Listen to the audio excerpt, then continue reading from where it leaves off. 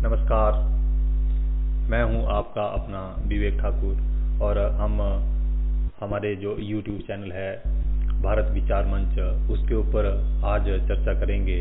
पाकिस्तान को मिल गया उसका भस्मासुर। आज मैं इस बात को इसलिए कह रहा हूं कि हम सब ने भी, हमारे यहाँ पे हिंदुस्तान में तो ये कहानी घर घर में है कि कहते हैं कि एक राक्षस था और उस राक्षस ने कई वर्षों तक जो है वो तपस्या की भगवान भोलेनाथ की, और भगवान भोलेनाथ से जो है उसने आशीर्वाद पा लिया कि भाई जिसके सिर के ऊपर भी जो है, पहले तो वो बोल रहा था कि मुझे अमर कर दो, लेकिन भगवान ने कहा कि भाई ये तो नहीं हो सकता, आपको अमर तो नहीं वरदान मिल सकता है। तो उसने बोला कि भाई चलो मेरे को ऐसा वरदान दे दो कि जिसके सिर के ऊपर मैं हाथ रखूं और वो जो है वो उसकी इस दुनिया से पत्ता कट जाए। भोले शंकर हैं, भोले शंकर ने जो हो उनको आशीर्वाद दे दिया उसको, और उसके बाद उसने आशीर्वाद लेने के बाद ही जो है वो तुरंत भगवान के पीछे ही जो है उसने दौड़ना शुरू कर दिया कि भाई सबसे पहले जो है वो तेरा ही छुट्टी करता हूँ। तो चलो वो तो कहानी है जैसे भी है, लेकिन आज जो हम ये विचार भारत विचार मंच के ऊपर जो हमने आज चर्चा का ये रखा कि पाकिस्तान को मिल गया उसका भस्मासुर, वो क्यों मेरे दिमाग में आया कि वैसे तो पाकिस्तान की हालत बहुत ख़राब है इस वक्त। तो वहाँ पे एक तरह से गृह युद्ध जैसा वहाँ पे चला हुआ है, लेकिन पिछले 1-2 महीने की भी अगर हम बात करें तो 1-2 महीने के अंदर भी जो है वो पहली अगस्त को अगर उससे शुरू करें तो 1 अगस्त को 2 पुलिस वालों को जो है वो वहाँ पे मार दिया गया। आप देखिए कि बेवकूफ़ी की हद या जहालत की भी हद क्या है। ये भारत तो पोलियो मुक्त है, लेकिन पाकिस्तान के अंदर जो है वो पोलियो का अभियान जो है वो चला हुआ है। तो इन लोगों को क्या इनके दिमाग में भरा हुआ है कि भाई ये जो पोलियो ड्रॉप्स है इससे हमारी नसबंदी हो जाएगी। किस दुनिया में और किस प्रकार की सोच के साथ ये लोग यहाँ पे रह रहे हैं। तो वो जो सिस्टर्स हैं, जो स्टाफ है जो पोलियो ड्रॉप्स पिलाता है, उसके साथ पुलिस भेजनी पड़ती है। तो वो पुलिस वाले भी महफूज नहीं है। तो 1 अगस्त को हमला करके इन्होंने वहाँ पे 2 पुलिस वालों को जो है वो मार दिया। 7 अगस्त को जो है वो एक नॉर्थ वजीरिस्तान में जो है सुसाइड बॉम्ब अटैक हुआ, वहाँ भी कुछ लोग मारे गए। 9 अगस्त को फिर एक सुसाइड अटैक किया इन्होंने, और वो भी किसके ऊपर? पाकिस्तान की हालत तो इस वक्त ऐसी है कि वहाँ पे ना आर्मी ना पुलिस कोई भी जो है वो सेफ नहीं है। तो ऐसी एक सिक्योरिटी वैन के ऊपर जो है, जो पाकिस्तान की सिक्योरिटी वैन थी, उसके ऊपर जो है इन्होंने बॉम्ब अटैक कर दिया 9 अगस्त को। 19 अगस्त को एक आईडी ब्लास्ट हुआ और लगभग उसमें जो है वो 11 लोग मारे गए। 22 अगस्त को फिर टीटीपी ने अटैक किया और उसमें 8 जो हैं वो जवान शहीद हुए और 7-8 लोग और इंजर्ड हुए हैं। 31 अगस्त को फिर एक सुसाइड अटैक हुआ, उसमें लगभग 10 जवान जो हैं वो मारे गए और 18-20 लोग जो हैं वो इंजर्ड हुए। फिर सितंबर की बारी आती है तो 1 सितंबर को ही शुरुआत कर देते हैं। जैसे अगस्त में देखा तो 1 अगस्त को इन्होंने जो है वो शुरुआत कर दी, खाली नहीं जाने देते। तो 1 सितंबर को देखिए टीटीपी ने जो है वो 2 फौजियों को मार दिया और उसमें से एक मेजर रैंक का जो है वो जवान था। फिर 7 सितंबर की बारी आती है तो चित्राल का अटैक है, जो हम सब लोगों ने सुना ही है, न्यूज़ में, मीडिया में, सब जगहों पे आया कि चित्राल के अंदर जो है वो टीटीपी ने जो है हमला किया है। और उस हमले के, और वहाँ पे 2 जिले ऐसे हैं जो पूरे के पूरे जो हैं वो टीटीपी ने अपने कब्जे में ले लिए हैं, और वहाँ पे जो है पैरेलल उनकी गवर्नमेंट जो है वो चल रही है। अगर कोई पाकिस्तान एडमिनिस्ट्रेशन का, फौज का, पुलिस का कोई आदमी जाता है तो उसको वो मार गिराते हैं, और एक बाकायदा वहाँ पे जो है वो एक तरह से युद्ध चला हुआ है। फिर 11 सितंबर की बात आती है तो पेशावर में एक ब्लास्ट कर दिया जी। फिर 29 सितंबर को तो हालात ही खराब कर दिए। एक मस्जिद के अंदर ब्लास्ट किया और लगभग वहाँ पे 60 लोग मारे गए, 80-100 के करीब जो हैं वो वहाँ पे घायल हैं। एक हैंगू में ब्लास्ट किया, लगभग 50-60 लोगों को वहाँ पे मार दिया, और ऐसे ही लगभग 70-100 लोग जो हैं वो वहाँ पे घायल हैं।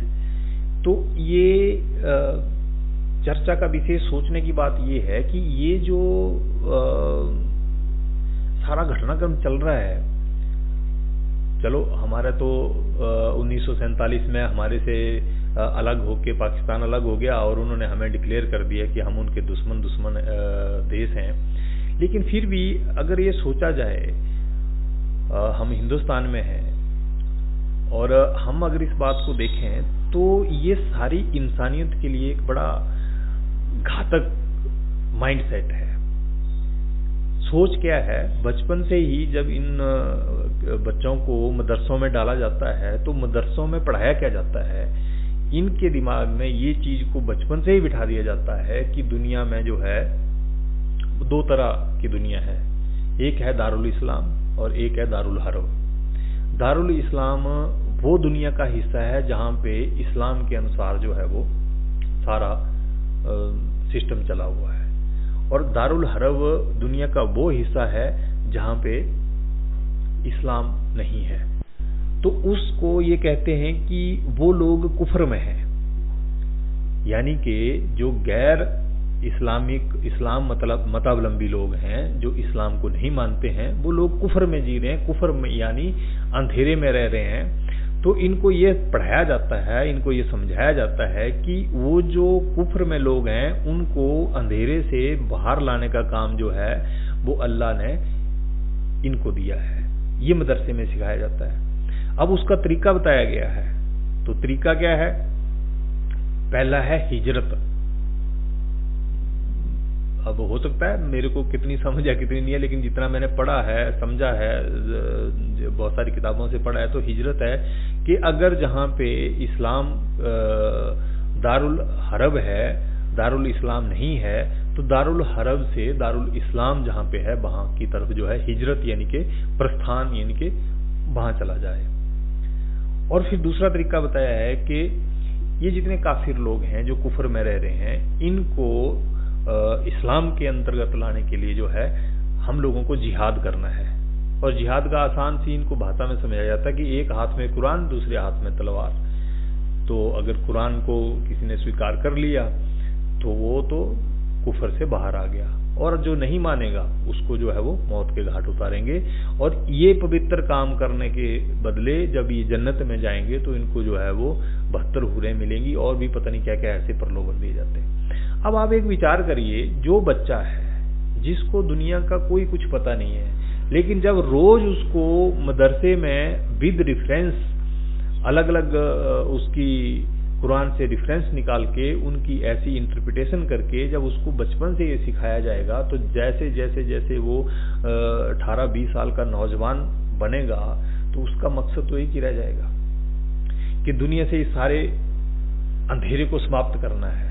तो ये माइंड सेट है, तो हम सब लोगों को ये समझना पड़ेगा और इनको इस जगह से निकालना पड़ेगा, और पाकिस्तान को भी इस माइंड सेट से बाहर आना पड़ेगा। नहीं तो जो हालत आज हुए, इसलिए मैंने कहा कि भस्मासुर खुद ही तैयार किया, तालिबान तैयार किया, मुजाहिदीन तैयार किए, और सब लोगों को तैयार किया, और भारत के अंदर जो है वो इन्फिल्ट्रेशन करके यहाँ पे जो है वो ब्लास्ट कराते थे, सब कुछ करवाते थे। जब भारत ये कहता था कि भाई तुम्हारे लोग जो हैं वो यहाँ आके ये गंद मचा रहे हैं, हमला कर रहे हैं, तो वो लोग कहते थे नहीं नहीं ये तो कश्मीर के लोग हैं, ये तो वहाँ बहुत दुखी हैं क्योंकि वहाँ काफिर जो है वो इनको तंग कर रहे हैं और इस वजह से ये लड़ रहे हैं और ये शहीद हैं। तो ये माइंडसेट था उसका।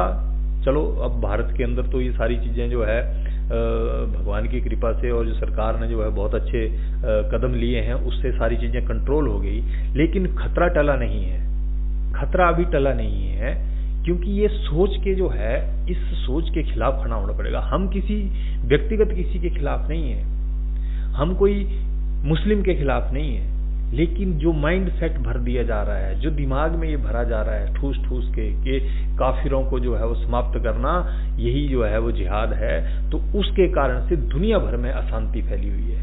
हम भले जितनी बात कर लें वसुधैव कुटुंबकम, सर्वे भवन्तु सुखिनः सर्वे भद्राणि पश्यन्तु। लेकिन जब तक ये माइंड सेट नहीं बदलेगा तब तक जो है वो दुनिया शांति से, क्योंकि ये वृत्ति है, ये राक्षस वृत्ति है जो हम कभी कल्पना करते हैं। कोई राक्षस सींग वाले नहीं होते हैं, राक्षस ऐसे होते हैं, बम लेके आते हैं, खुद को भी उड़ा देते हैं और जो सामने कोई भी है उसको भी उड़ा देते हैं। तो इस विचारधारा, इस माइंड सेट के खिलाफ जो है दुनिया को एकजुट होना पड़ेगा और समझना पड़ेगा, क्योंकि देश जो हैं, बड़े बड़े देश जो होते हैं वो अपने हिसाब से चीज़ों को चलाते हैं। उनको लगता है कि भी ठीक है, भारत जो है वो तंग हो रहा है तो अच्छा है, कोई बात नहीं, सेव करते रहेंगे। लेकिन इस माइंड सेट से कोई भी नहीं बच पाया। अभी थोड़े 1-2 महीने पहले आपने देखा होगा फ्रांस के अंदर अमेरिका ने भी भुगत लिया है, सब देश भुगत रहे हैं। तो हम सब लोगों को आगे आने वाले भविष्य में सतर्क रहना पड़ेगा। और पाकिस्तान को भी जब इस भस्मासुर से, ये जो भस्मासुर उन्होंने तैयार किया है ना कि भारत को ये करेंगे, खत्म करेंगे, आज जो है वो हर दिन जो है पाकिस्तान के अंदर एक तरह से गृह युद्ध चला हुआ है, एक कत्लो गारद मची हुई है, कोई किसी को नहीं, हर कोई किसी को मारने के लिए चला हुआ है। तो ऐसी अशांति और ऐसा जो माइंडसेट है, इसके विरुद्ध जो है वो हम सब लोगों को तैयार होके, पाकिस्तान जब तक इस बात को नहीं समझेगा तो वो नहीं बचेगा। हमें भी खुश होने की बात नहीं है कि पाकिस्तान में भी हो रहा है भैया। जिस दिन ये टीटीपी या इस माइंडसेट के लोग जो है पाकिस्तान पे बैठ जाएंगे, मान लो जैसे अफगानिस्तान पे आज टीटीपी ने जो है अपना राज कर लिया है, कल को पाकिस्तान के ऊपर भी टीटीपी का कब्जा हो जाता है, उसके अगला टारगेट क्या होगा? इनको तो दारुल हरब को दारुल इस्लाम बनाना है, तो टारगेट तो भारत हो जाएगा। लोग तो वही रहेंगे, माइंडसेट तो वैसा रहेगा। इसलिए ये बहुत एक लंबा और बहुत ही खतरनाक एक खतरा है, और सारी इंसानियत के लिए खतरा है। ये खुद के लिए भी भले नहीं है, इनको तो सिर्फ लड़ना मारना आता है। जब कभी जाएंगे बम लगाएंगे, खुद को भी उड़ाएंगे, दूसरों को भी उड़ा देंगे। इसलिए आज मैं इतना कह के इस विषय को पूरा करता हूं कि हम सब लोगों को सचेत होके और दुनिया एक शांत वातावरण में जिए, उसके लिए हम सब लोगों को प्रयास करना पड़ेगा। और आप सबसे मेरा निवेदन भी है कि मेरे इस YouTube चैनल को, जिसके ऊपर हम ऐसे छोटे छोटे विषयों के ऊपर चर्चा करते हैं, उसको आप लाइक करिए, शेयर करिए, सब्सक्राइब भी करिए, ताकि हम इस प्रयास को आगे बढ़ा सकें। इतना कह के आज के लिए नमस्कार।